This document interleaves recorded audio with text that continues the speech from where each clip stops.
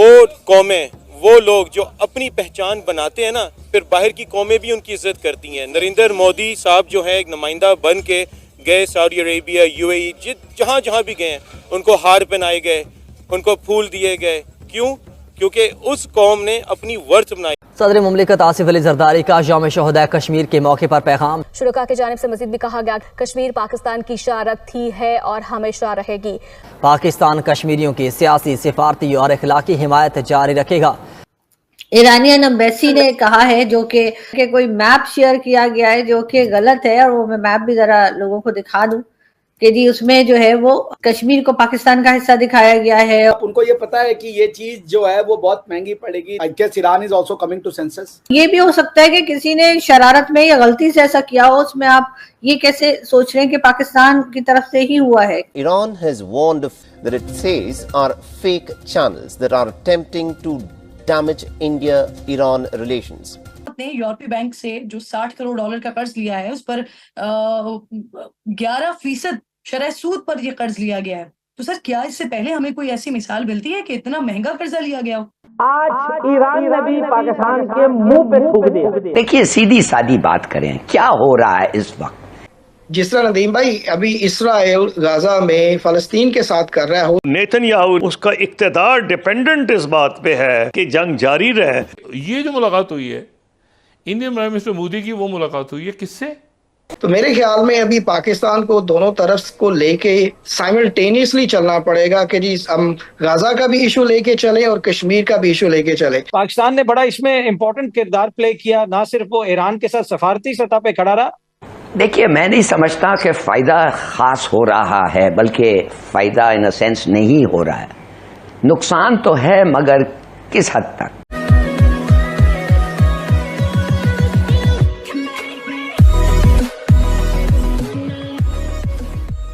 नमस्कार दोस्तों, अब यहाँ पर बात हो रही है कि कुछ दिनों पहले शायद किसी ने ईरान के नाम से एक हैंडल बनाया था, मतलब ट्विटर हैंडल, और उसके बाद हुआ ये कि उसने ऐसी पोस्ट की जिससे इंडिया और ईरान के रिलेशन ख़राब हो सकते थे। इंडिया ने ऑब्वियसली उस पर कुछ डिटेल में डिस्कशन किया होगा, तो ईरान ने यहाँ पर खुलकर बात बताई कि देखिए ये बात गलत है, ये जो हैंडल है वो ईरान का हैंडल नहीं है, किसी और ने ये हैंडल बनाया और इससे मिस इन्फॉर्मेशन फैला रहा है। मतलब कि तुरंत ईरान ने ये सारी चीज़ें क्लेरिफाई कर दी, और क्लेरिफाई करने का रीज़न ये भी था कि वो नहीं चाहते कि इंडिया के साथ उनके रिलेशन ख़राब हो।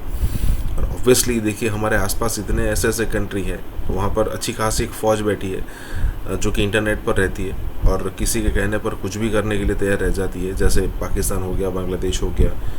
ठीक है, अब किसने ये हैंडल बनाया, किसने सारी ये चीज़ की, ये हम सब जान सकते हैं कि भाई जो होगा जिसके फ़ायदे में होगा, इंडिया और ईरान के रिलेशन ख़राब हो, और पाकिस्तान के ऊपर तो सबसे पहले डाउट जाएगा। तो यहाँ पर यही बात हो रही है। इसी के साथ ही वीडियो शुरू करते हैं। हाँ दोस्तों, सुपर थैंक्स के ज़रिए हमें मदद करना ना भूलें।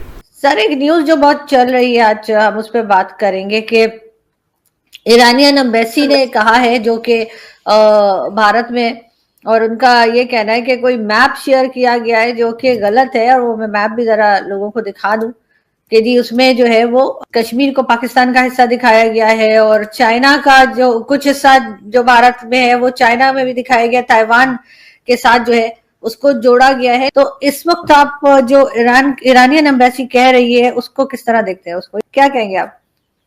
दिक्कत ये है ना आरजू जी कि पाकिस्तान और भारत का जो रिलेशनशिप है वो जो है बड़ा वो है, क्या नाम है, डिस्टर्बिंग है। उसका रीज़न ये है कि पार्टीशन के बाद से ना पाकिस्तान समहाउ ने अपनी जो इंडियन हेट्रेड है उसको छोड़ा नहीं। अब इस तरीके के प्लान का क्या मतलब, कश्मीर इसका पार्ट है, उसका पार्ट है। आपने खुद भी जो है कश्मीर का एक हिस्सा दिया हुआ है चाइना को। कौन करता है ऐसा? क्या पंजाब का एक हिस्सा चाइना को दे सकता है पाकिस्तान? क्या सिंध का एक हिस्सा आप दे देंगे चाइना को?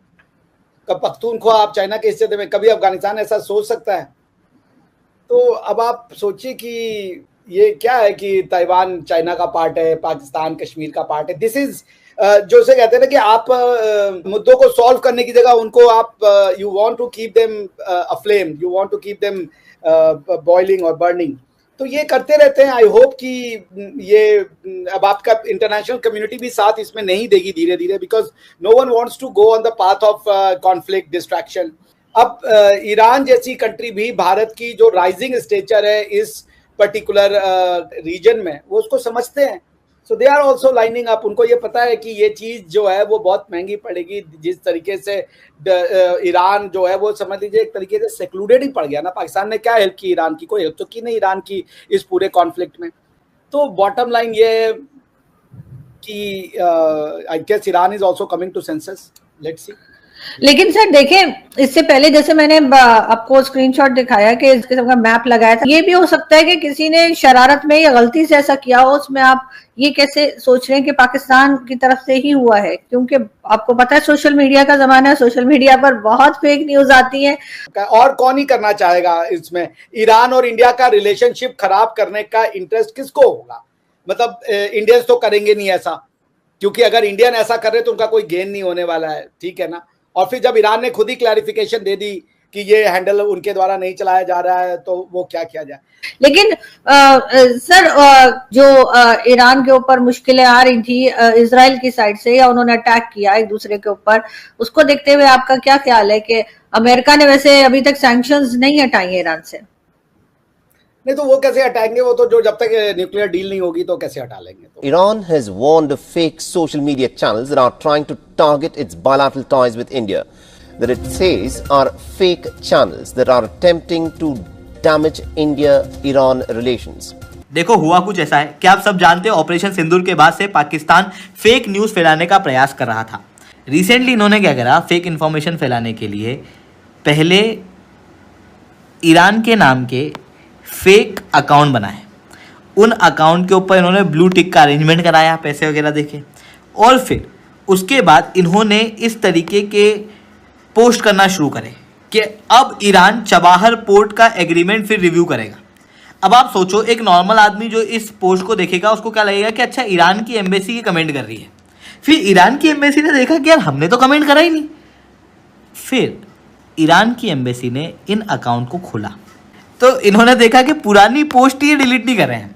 मतलब इन्होंने फेक अकाउंट तो बनाया, पर ये फेक अकाउंट पुराना था उस समय पर जब पीटीआई वगैरह के इलेक्शन चल रहे थे, उस इलेक्शन के समय का अकाउंट था। तो क्लियर समझ में आ गया कि बेसिकली ये पाकिस्तान का अकाउंट है जो फेक किया गया ईरान के लेके, ताकि भारत और ईरान के रिलेशन खराब हो। हमारे देश में 4 ही इस्लामिक देश हैं जो हमेशा जियोपॉलिटिक्स में बहुत चर्चाएं आम पर रहते हैं। सबसे पहला अरब, दूसरा पाकिस्तान, तीसरा ईरान और चौथा हो जाता है तुर्किस्तान। अब ये 4 देश अपने अपने किन चीजों पर बहुत प्राउड फील करता है?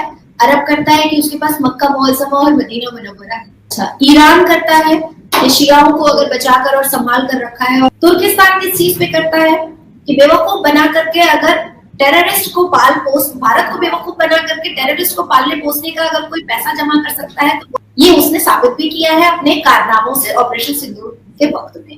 उसके बाद आता है पाकिस्तान। पाकिस्तान अपने ऊपर अपना कलेजा कैसे चौड़ा करता है कि उसके पास एटमी ताकत है। लेकिन ये चारों देश का हिजाब तो खुल चुका है। अब अगर पाकिस्तान कहता है कि हमारे पास एटमी ताकत है तो ये ब्लफ साबित हो चुका है।